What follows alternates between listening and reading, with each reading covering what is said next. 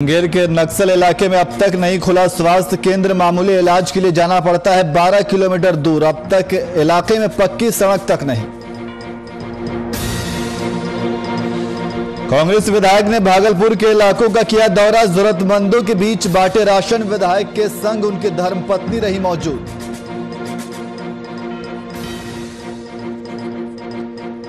Civil dress में सड़कों पर निकले आईपीएस साहब। बोली और बल दोनों का किया इस्तेमाल। पुलिसकर्मियों को जमकर फटकारा।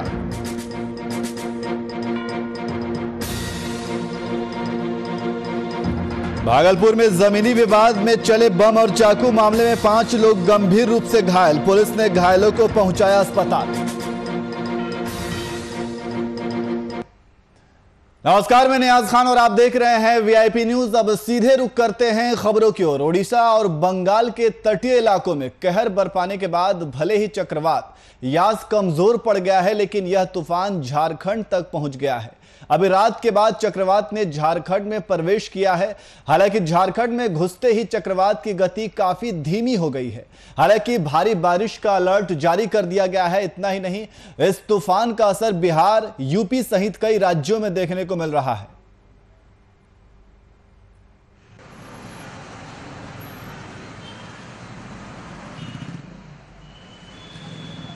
और इसी खबर पर अधिक जानकारी के लिए हमारे संवाददाता शुभम कुमार हमारे साथ लाइव जुड़ गए हैं। शुभम, झारखंड में यास तूफान ने दस्तक दे दी है, क्या कुछ अभी इस वक्त हालात बने हुए हैं? बिल्कुल नियाज, देखिए तूफान यास बंगाल उड़ीसा के बाद झारखंड में दस्तक तो ज़रूर दी है और इसी का नतीजा है कि पिछले 24 घंटे से लगातार राजधानी रांची और झारखंड के तमाम जिलों में भारी बारिश की अलर्ट जारी कर दी गई है और भारी बारिश भी हो रही है। और कहीं ना कहीं झारखंड की राजधानी रांची के इस वक्त मौजूद हम सुजाता चौक पर, अभी भी बारिश की झिमझिमाहट कह सकते हैं हो रही है। और जिस तरीक़ा से पिछले 24 घंटों में जो तेज़ बारिश देखने को मिला, यहाँ के कह सकते हैं यातायात ज़रूर प्रभावित हुए हैं। और इस वक्त मौजूद हम झारखंड की राजधानी रांची के सुजाता चौक में। वही सीधी तस्वीर हम आपको सुजाता चौक से दिखा रहे हैं। बारिश का मौसम कह सकते हैं यास तूफान का स्वरूप लेते हुए ज़रूर आया है। हालांकि कुछ ही लोग घर से बाहर निकल रहे हैं क्योंकि झारखंड में इसी कड़ी में स्वास्थ्य सुरक्षा सप्ताह भी लागू है। हालांकि आज के दिन ये अवधि समाप्त हो जानी थी, लेकिन मुख्यमंत्री हेमंत सोरेन ने यास के तूफान की जो कह सकते हैं तूफान को देखते हुए, कोरोना के संक्रमण को देखते हुए, ब्लैक फंगस को देखते हुए स्वास्थ्य सुरक्षा की अवधि को बढ़ा करके 3 जून के सुबह 6 बजे तक कर दिया है। बारिश के कारण कई लोग परेशान हैं, घर से निकलने में काफ़ी मशक्क़तों का सामना करना पड़ रहा है। कई ऐसे इलाके हैं जहां पर पेड़ टूटने की भी खबरें आई हैं, जिससे यातायात पूरी तरीक़ा से प्रभावित हुआ है। दूसरी बात करें तो धुरवा में ऐसे कई इलाके हैं जहां पर घर गिरने तक की बात भी सामने आई है कि बारिश इतनी तेज़ हो रही थी जिसके वजह से घरों का भी नुकसान हुआ है। काफ़ी लोग, किसी कह सकते हैं 1 वर्ष की बच्ची है जिसका मृत्यु भी घर गिरने से हो चुका है। तो कह सकते हैं उड़ीसा और बंगाल में यास तूफान ने तो कहर दिखाना शुरू कर दिया था, लेकिन उसकी झलक राजधानी रांची में भी बखूबी देखने को मिली है। तेज़ बारिश का सामना शुरुआत से ही करना पड़ रहा है। 24 घंटे बीत चुके हैं तेज़ बारिश को लेकर और आने वाले समय में कितना बारिश हो सकता है इसका आकलन लगाना मुश्किल है। हालांकि मौसम विभाग ने पूरी तरीक़ा से हाई अलर्ट जारी कर दिया गया है। खुद राज्य के आपदा प्रबंधन विभाग पूरी तरीक़ा से तैयार है कैसे इस विकट परिस्थिति में अपने राज्यवासियों की ज़िंदगी को कैसे बचाना है। एनडीआरएफ की टीम पूरी तरीक़ा से मुस्तैद है। हर चौक चौराहों पर एनडीआरएफ की टीम आपको देखने को मिल जाएगी कि वो राज्य की जनता की सहायता के लिए तैनात कर दिए गए हैं। जी नियाज। जी शुभम, लेकिन जिस तरीके से यास तूफान ने झारखंड में दस्तक दी है और इसके बाद जो कह सकते हैं कि जैसा आपने बताया कि आपदा प्रबंधन जो विभाग है वो पूरी तरीके से मुस्तैद है और चारों तरफ अपनी नज़र बनाई हुई है। तो झारखंड के अलावा झारखंड के रांची में अभी इस वक्त बारिश हो रही है और रांची के अलावा और भी वो कौन सी जगह है जहां बारिश होने का अनुमान है या बारिश हो रही है? और अब तक इस तूफान की वजह से किसी भी तरह के जान माल का नुकसान की कोई खबर? बिल्कुल नियाज, जान माल के नुकसान की एक खबर सुबह ही 8 बजे तकरीबन सामने आई, जहां पर धुरवा के एक इलाके में एक घर गिरने से एक 26 वर्षीय व्यक्ति की मौत हो गई। उनके बच्चे 1 वर्ष के जो बच्चा था उसकी भी मृत्यु हो गई है। तो कह सकते हैं यास तूफान का कहर झारखंड में बखूबी देखने को मिला। आपदा प्रबंधन पूरी तरीक़ा से मुस्तैद है। और अभी अगर आपने बारिश की सवाल की तो बारिश झारखंड की राजधानी रांची के सहित झारखंड के तमाम जिलों में, चाहे वो बोकारो की बात कर ले, धनबाद की बात कर ले, जमशेदपुर की बात बात कर लें, ऐसे जगहों पर पिछले 24 घंटों से लगातार मूसलाधार बारिश हो रही है और बारिश के कारण यातायात पूरी तरीका से प्रभावित है। दूसरी अगर बात करें, नियाज तस्वीरों के माध्यम से दिखाना चाहेंगे, भारी बारिश तो ज़रूर हो रही है लेकिन ट्रैफिक के पुलिसकर्मी जो जवान हैं वो लगातार तैनात है। ई पास की लगातार चेकिंग की जा रही है क्योंकि झारखंड में लागू है स्वास्थ्य सुरक्षा सप्ताह और उसी के तहत तमाम पदाधिकारियों को यह दिशा निर्देश दिया गया है कि कोई भी व्यक्ति अनावश्यक बाहर से ना निकले। अगर कोई व्यक्ति बाहर निकलता है उसके पास ई पास पर्याप्त नहीं होता है तो उसका चालान भी काटा जा रहा है। तो अपने तरफ से तमाम पदाधिकारी, जिला प्रशासन, पुलिस के जितने भी जवान हैं वो लगातार प्रयास कर रहे हैं कि कैसे स्थिति को सामान्य किया जाए। और उसी बीच कह सकते हैं यास तूफान ने दस्तक दे दी है और इसी कह सकते हैं इसी कहर को बचाने के लिए और इसी कहर से राज्यवासियों को जिंदगी को बचाने के लिए राज्य सरकार, आपदा प्रबंधन विभाग अपनी तरफ से पूरी तरीक़ा से तैयार है। और अभी हालांकि ज़्यादा जाल माल जो कह सकते हैं ज़्यादा नुकसान का कोई खबर सामने नहीं आया है, लेकिन कुछ ऐसे इलाके हैं, राजधानी रांची की अगर बात करें तो वहाँ पर पेड़ टूटने की खबरें आई हैं। रात में कई पेड़ गिर गए हैं, बिजली के खंभे का नुकसान हुआ है। तो बिजली के खंभे से कहीं ना कहीं ग्रामीण क्षेत्रों में ज़्यादा जान का खतरा बना हुआ है। जी बहुत बहुत शुक्रिया तमाम जानकारी के लिए।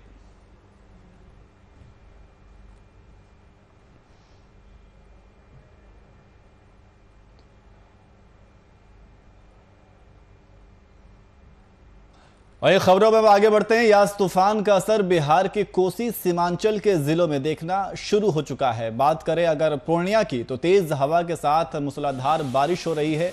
इस तूफान का असर आम और लीची पर गंभीर रूप से देखने को मिल रहा है।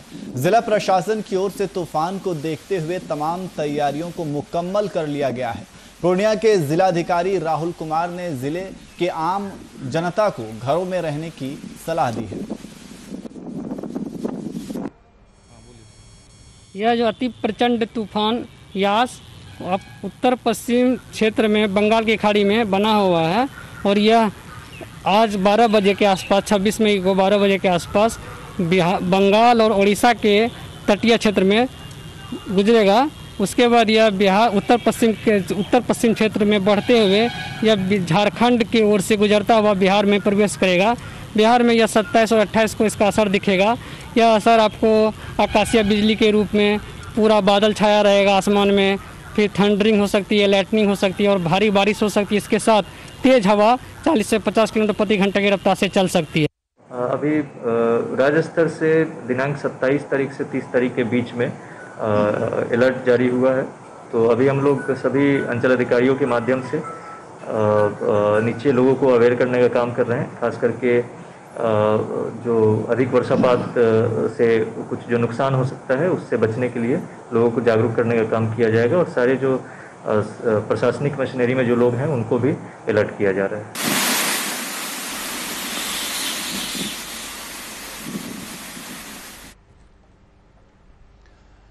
वहीं कोरोना वायरस के प्रकोप के साथ साथ ब्लैक फंगस भी कहर बरपा रहा है। ब्लैक फंगस को लेकर रोहतास में स्वास्थ्य विभाग पूरी तरह से अलर्ट पर है।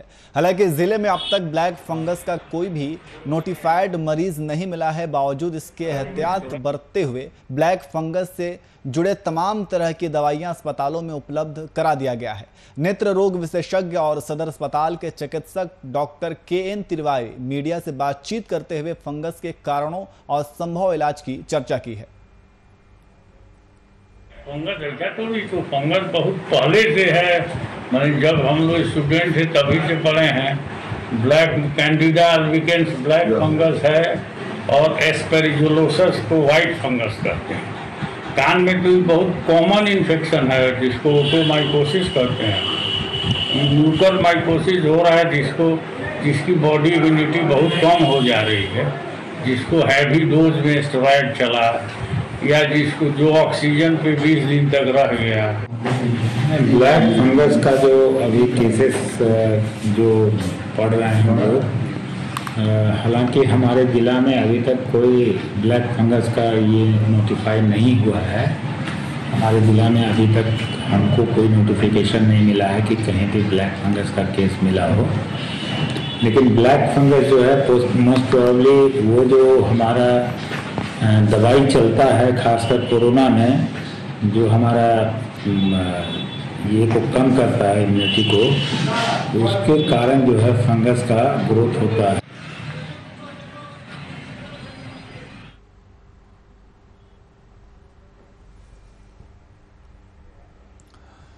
वहीं बिहार में स्वास्थ्य व्यवस्था की बदहाली के रोजाना नए नए किस्से आए दिन सुनने को मिल रहे हैं। बदहाल स्वास्थ्य व्यवस्था का ताजा नजारा मुंगेर के नक्सल प्रभावित इलाका भीम बांध से सामने आया है।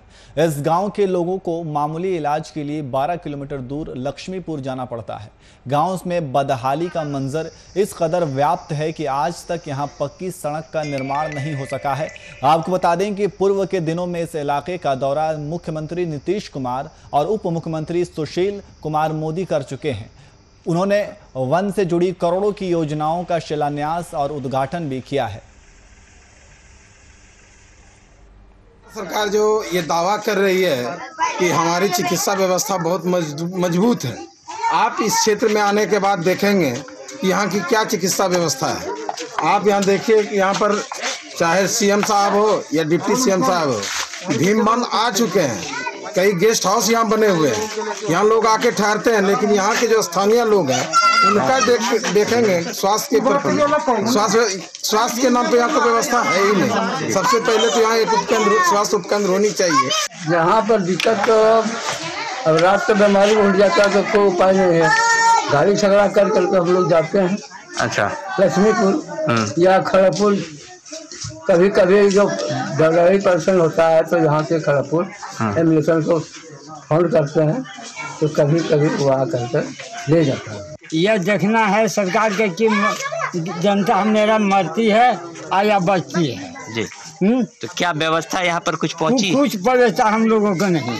क्या अभी जैसा महामारी फैला हुआ है पूरे देश में फैला हुआ है, पर छिड़काव या कुछ बचाव? नहीं सर, कुछ नहीं।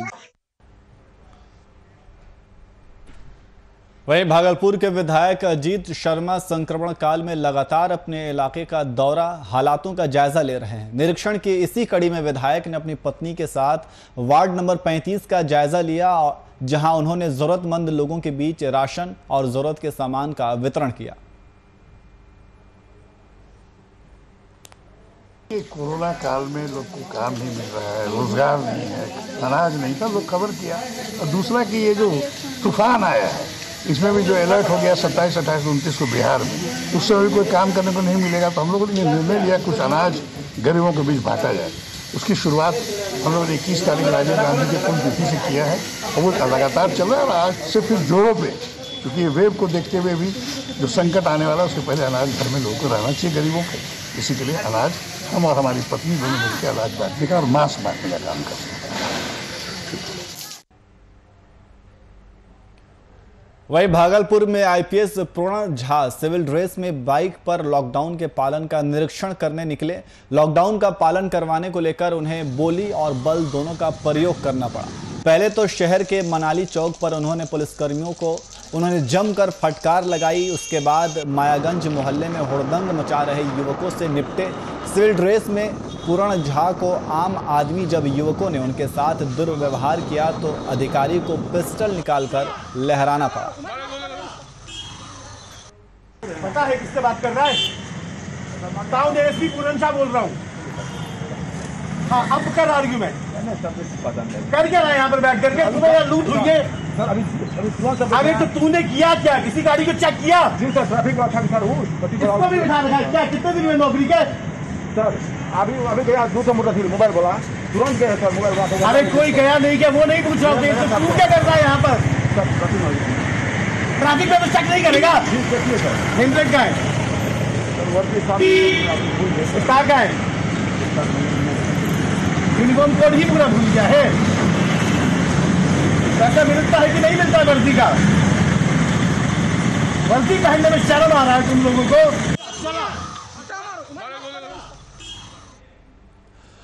तो आप तस्वीरों में देख सकते हैं कि किस तरीके से आईपीएस ऑफिसर सड़क पर निकले और लॉकडाउन का जो लोग उल्लंघन कर रहे थे उनकी जमकर क्लास लगाई। और इसके साथ साथ पुलिस कर्मियों को भी उन्होंने फटकार लगाई है, तो बोली और बल दोनों का इस्तेमाल किया है। जिस तरीके से लॉकडाउन का उल्लंघन किया जा रहा था उसको देखने के लिए, उसका निरीक्षण करने के लिए सिविल ड्रेस में आईपीएस ऑफिसर निकले। आप तस्वीरों में देख सकते हैं कि किस तरीके से वो निरीक्षण कर रहे हैं और इस दरमियान पुलिस पर भी जमकर बरसे। और जो लोग भी लॉकडाउन का उल्लंघन कर रहे थे उनको भी जमकर फटकार लगाई।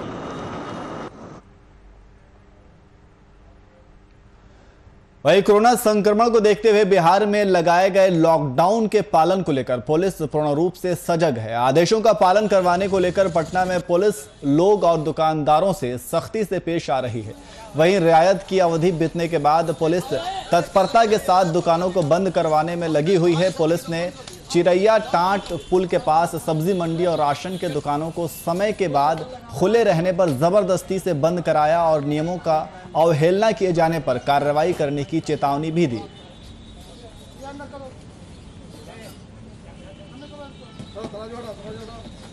आप तस्वीरों में देख सकते हैं कि किस तरीके से प्रशासन वहां पे मौजूद है और जो लोग भी लॉकडाउन का उल्लंघन कर रहे हैं उन्हें पकड़ रही है। तो पुलिस ने जबरदस्ती दुकानों को बंद कराया। जिस तरीके से कोरोना के संक्रमण लगातार बढ़ रहे हैं उसको ध्यान में रखते हुए प्रशासन सड़क पर उतर चुकी है।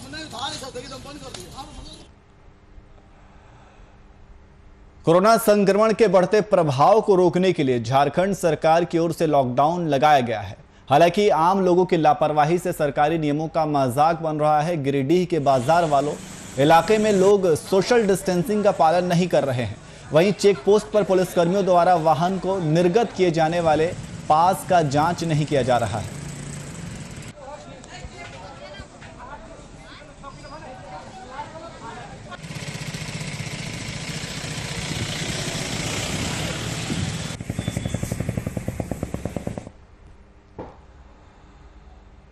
वहीं भागलपुर के हसनगंज रोड इलाके में जमीनी विवाद में दो पक्षों के बीच जमकर झड़प हुई। इस झड़प में एक पक्ष की ओर से हिंसात्मक रुख अपनाते हुए दूसरे पक्ष पर बम और चाकू से हमला किया गया।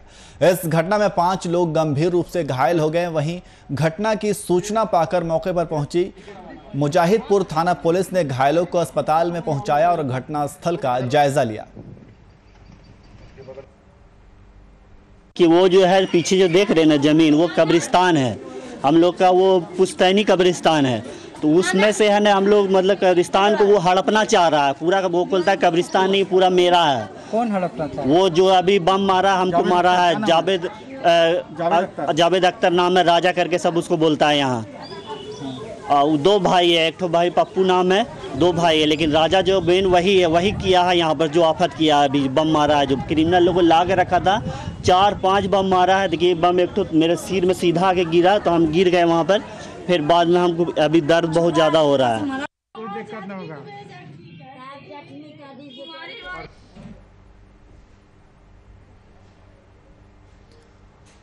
वहीं रोहतास में बीते दिन बड्डी ओपी क्षेत्र में हुए युवक की हत्या के मामले में पुलिस ने सफलता पाई है। पुलिस ने मामले में छानबीन कर वारदात को अंजाम देने में शामिल 3 लोगों को गिरफ्तार किया है। जानकारी के अनुसार युवक की हत्या के पीछे प्रेम प्रसंग का मामला बताया जा रहा है और इसी रोष में लड़की के भाइयों ने युवक को पीट कर गंभीर रूप से घायल कर दिया। घायल युवक की इलाज के दौरान मौत हो गई है।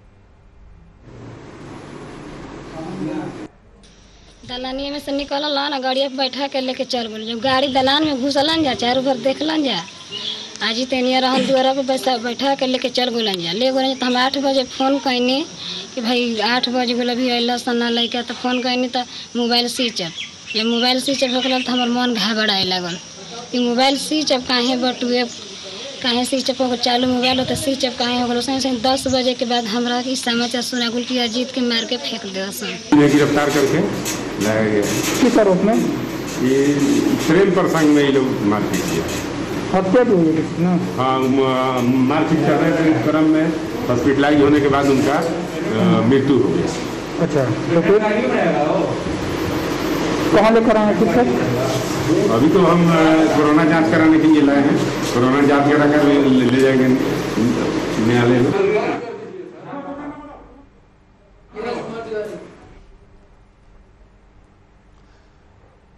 वहीं सिवान में लॉकडाउन के दरमियान अपराधियों का आतंक देखने को मिला है। नगर थाना क्षेत्र में बीते रात शादी समारोह से लौट रहे एक युवक को अपराधियों ने गोली मारकर गंभीर रूप से घायल कर दिया। घायल युवक को प्राथमिक उपचार के बाद पटना रेफर कर दिया गया। फिलहाल इस घटना के बाद पुलिस अपराधियों की धरपकड़ में जुट गई है।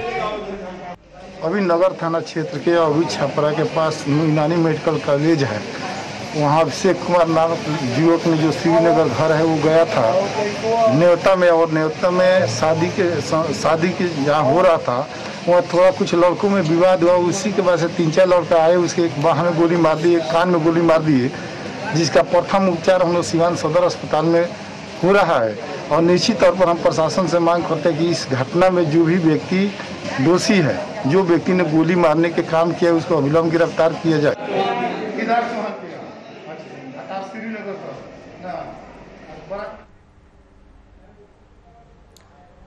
वहीं मोतिहारी में वीआईपी न्यूज की खबर का असर देखने को मिला है। पकड़ी दयाल प्रखंड के सिसहनी चौक से जोड़ने वाली सड़क की बदहाली की खबर बीते दिन वीआईपी न्यूज में प्राथमिकता के साथ चलाई गई, जिसके बाद जिला प्रशासन की ओर से सजगता देखने को मिली है। सड़क निर्माण को लेकर तमाम रॉ मटेरियल गिराए जाने का काम शुरू कर दिया गया है।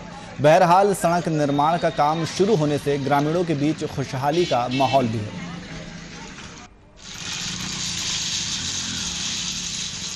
आप तस्वीरों में देख सकते हैं कि किस तरीके से वीआईपी न्यूज़ की खबर का असर देखने को मिला है। यह तस्वीर मोतिहारी की है, जहां सड़क टूटी हुई थी और इसको वीआईपी न्यूज़ ने प्राथमिकता के साथ दिखाया था और इसके बाद इसका असर भी देखने को मिला है।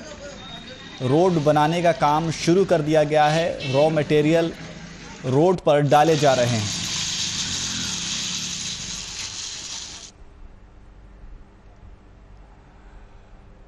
वहीं बोकारो में मामूली बात को लेकर दो गुटों के बीच विवाद उत्पन्न हो गई। घटना हरला थाना क्षेत्र के रामडीह मोड़ की है, जहां स्थानीय व्यक्ति निजी निर्माण कार्य के लिए रोड ब्लॉक करने के बाद मोहल्ले के अन्य लोगों का विरोध प्रदर्शन किया। स्थानीय लोगों ने राजेंद्र महतो पर रंगदारी और जबरन जमीन कब्जा करने का आरोप लगाया। इस बीच देखते ही देखते विवाद बढ़ता गया।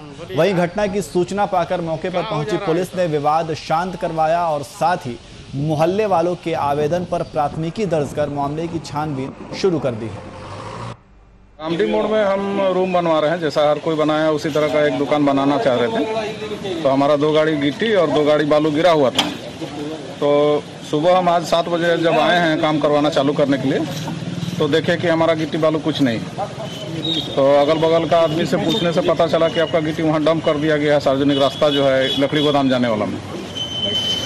तो हम अपना घर वाला को खबर दिए, तो सब लड़का आए हैं। तो 11 बजे तक तो थाना प्रभारी लोग कोई आए नहीं, तो 11 बजे के बाद आए वो लोग। और फिर हम लोग को जो भी आक्रोश था वो सब शांत करा के बोले कि थाना में FIR कीजिए, आप लोग का सब क्षतिपूर्ति जितना हुआ है सब कुछ वापस हो जाएगा। ऐसा हम लोग को सूचना मिली कि वहाँ एक राजेंद्र महतो है, काली मंदिर कुमार चौक के पास। राजेंद्र महतो अपने दोस्त सूरज महतो के साथ मिल करके ये राजेश कुमार का गिट्टी और बालू रखा हुआ था, जो घर निर्माण करवा रहे थे। तो उनका 2 ट्रैक्टर गिट्टी और 2 ट्रैक्टर बालू को उठा करके लकड़ी गोदाम जाने वाला रास्ता में, सार्वजनिक रास्ता है, उसको ब्लॉक कर दिया है।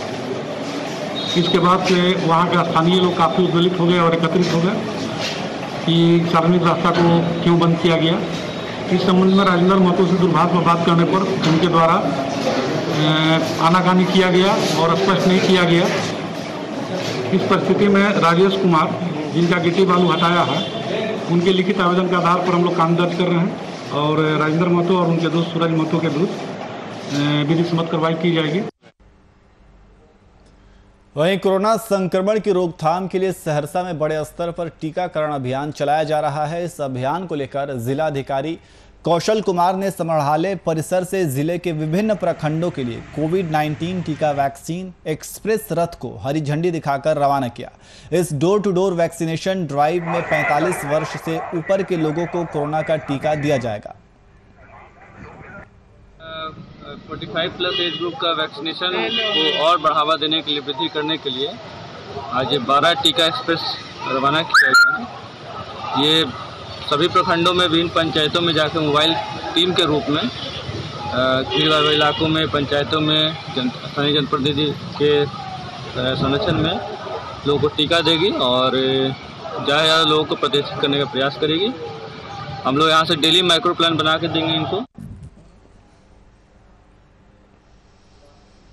वहीं मुजफ्फरपुर में एक थानेदार पर छेड़खानी का आरोप लगने का सनसनीखेज मामला सामने आया है। मामला जिले के मिठनपुर थाने का है, जहां प्रेम प्रसंग में धोखा खाई पीड़िता थाने में आवेदन देने पहुंची तो उसे थानेदार के दुर्व्यवहार का सामना करना पड़ा।